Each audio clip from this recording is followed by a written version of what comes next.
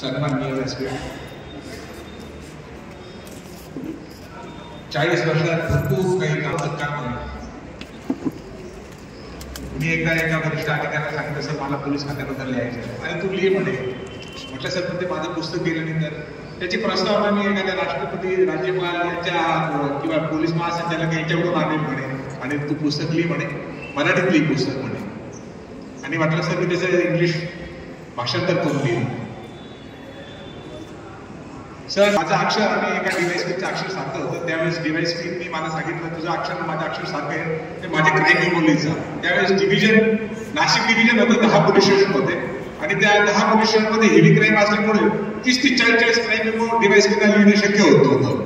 मग डीवायएसपी मला मुद्दे द्यायचे आणि हस्तलिखित ते क्राईम मेमो लिहायला लावायचे आणि मग ते टाईप केल्यानंतर मग ते आयजी साहेबांना द्यायचे. आता ती केस जर सोडली तर त्याच्यामध्ये ऍडिशनल डीजी प्रशिक्षण खास पदके आणि ऍडिशनल डीजी प्रॉसिक्युशन एक असायचं. ते प्रॉसिक्युशन मध्ये जर ते डीवायएसपीनं केस सुटली तर लगेच खुलासा विचारायला लागायचा. मग ते खुलासा विचारण्यासाठी मी त्या सरकारी अधिकाऱ्याकडे देत असेल, सर साहेबांना असं पत्र आलेलं आहे, याचं काही एक्सप्लेनेशन करायची, ही केस कशा रीतीने सुटली वगैरे.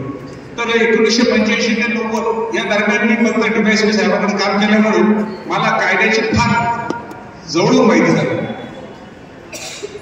आणि त्यावेळेस संजय बर्वे साहेब होते, दीपक जोग साहेब होते, अरोडा साहेब होते आणि त्यावेळेस नाशिक जिल्ह्याला प्रोबेशनरी म्हणून होते आणि प्रत्येक पोलीस स्टेशनला 6-6 महिन्याचा कालावधी होता. आणि त्यावेळेस प्रत्येक शिकाऊ डीवायएसपीला किंवा प्रोबेशनरी IPSला 3-4 गुन्हे तपासायला लागायचे. ते 3-4 गुन्हे मी तपासायचं असायचं. त्यामुळे मला क्राईम मध्ये फार आवड निर्माण झाली सर. आणि मी संपूर्ण काम हे क्राईम मध्येच केलं. फक्त 10 वर्ष सर्व्हिस असेपर्यंत मी जवळजवळ 15 गुन्ह्यांमध्ये डेप्युटी घेतल्या सर. नाशिक शहरामध्ये सेन्सिटिव्ह गुन्हे तपासले सर, फार प्रसिद्धी मिळाली. मी पंचवटी पोलीस स्टेशनला असताना इंडियाज मोस्ट वॉन्टेड पकडला.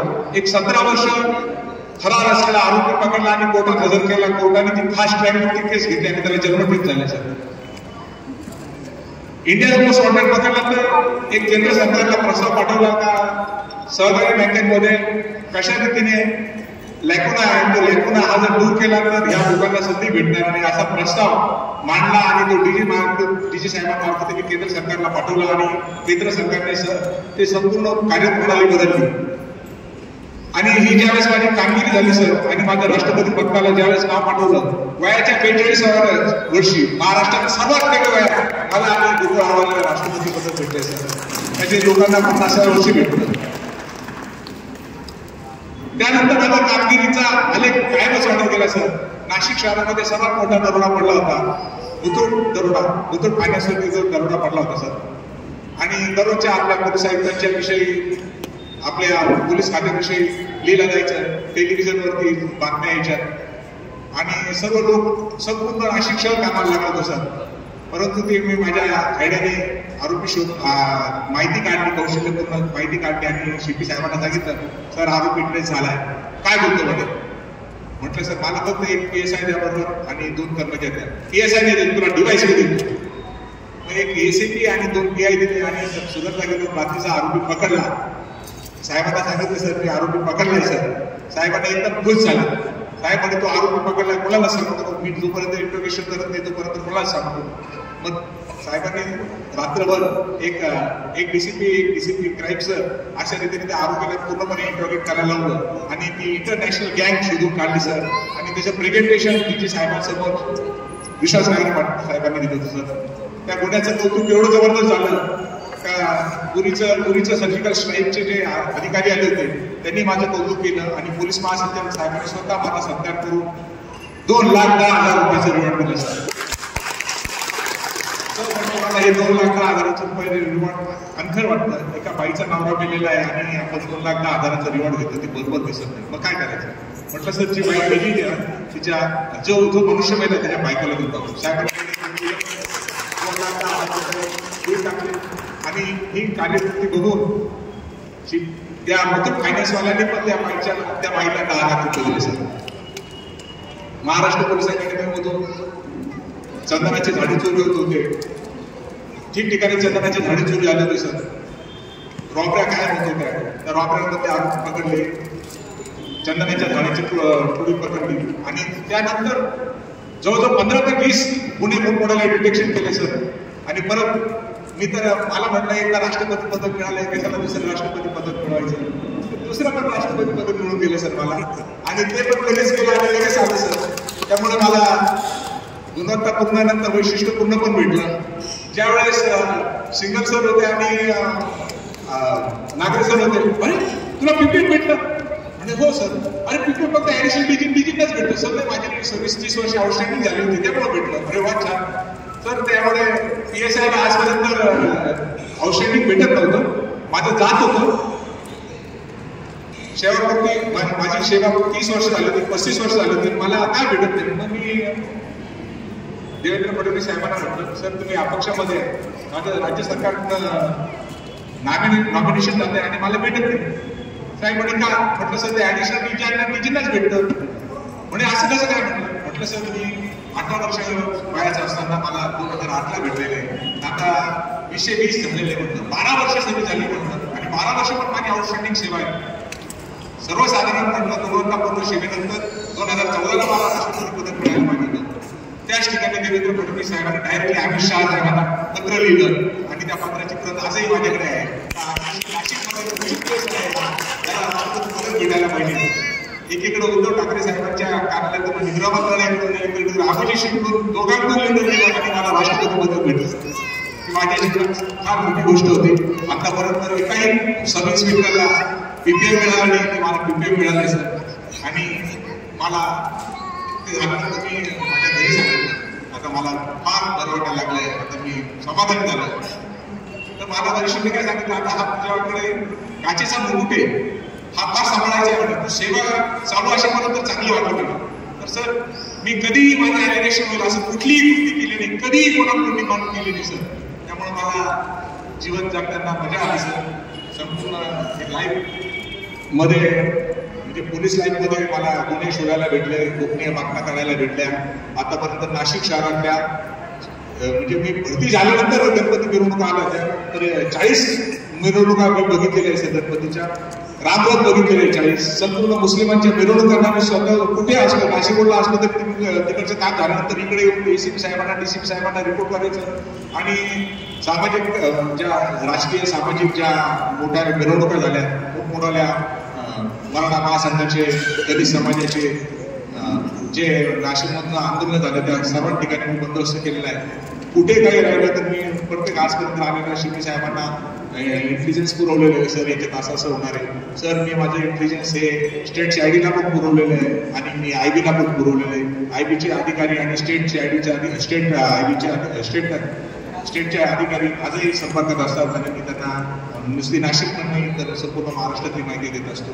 आणि माझ्या नाशिकमध्ये तर जनसंपर्क आहे सर. माझ्या कॉन्टॅक्टमध्ये आज 25,000 माझ्या मुंबईमध्ये 25,000 कॉन्टॅक्ट आहेत आणि या नाशिक शहरात 1 ते 2 लाख लोक मला ओळखतात. महाराष्ट्रातले जवळजवळ 15 ते 20 ॲडिशनल DG साहेब मला पर्सनली ओळखतात.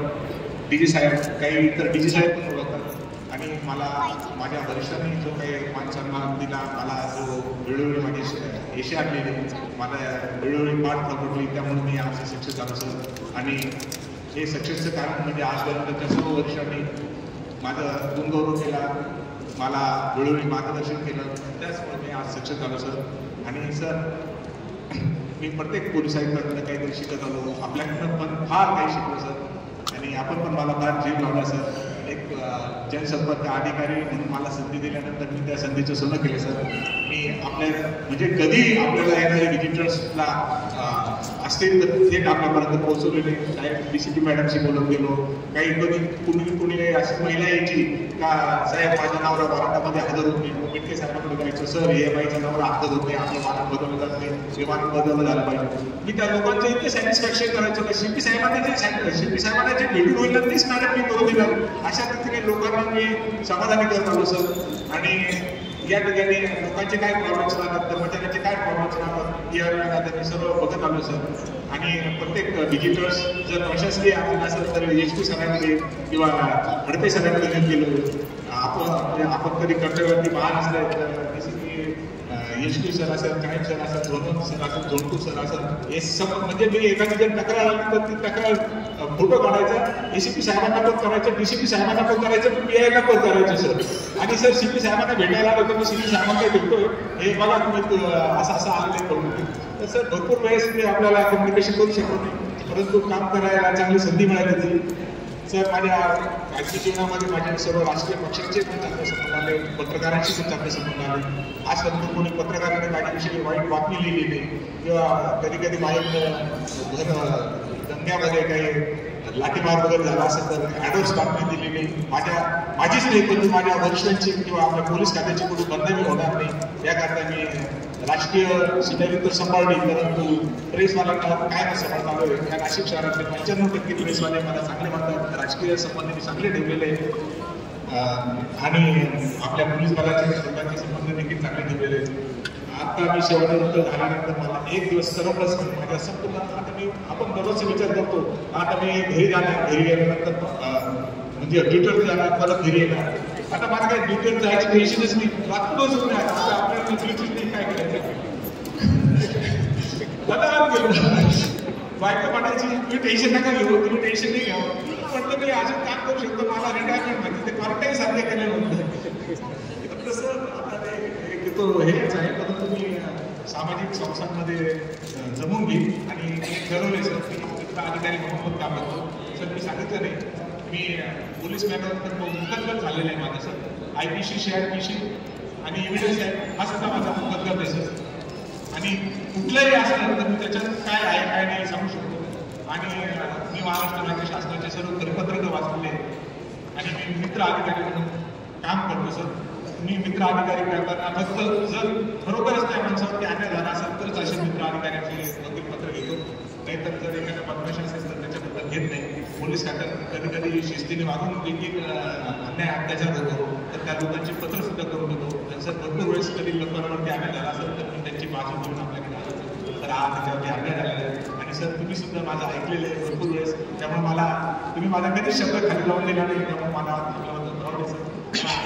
सर्व अधिकाऱ्यांनी मला मान सन्मान दिलेला आहे, त्यामुळे मी सर्वांचा आभारी आहे. या ठिकाणी माझ्या कौटुंबिक मित्र निलेश बोरा पण आलेला आहे, त्या निलेश बोरांनी सुद्धा चांगले आले, भरपूर मित्र आलेले सर.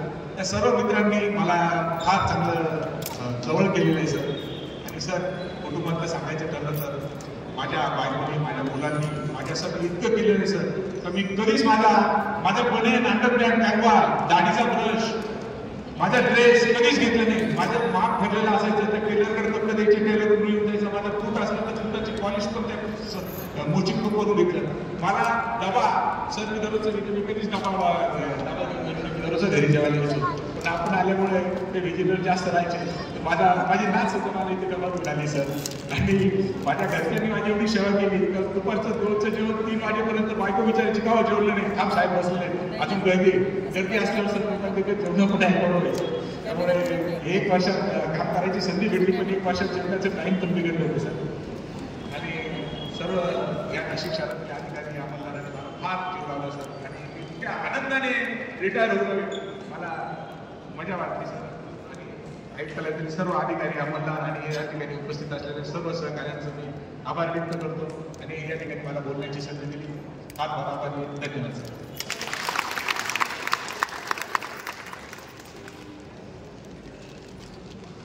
छान व्यक्त झाला. काम आहे तुम्हाला, मगाशीच अश्विनीने सांगितलं.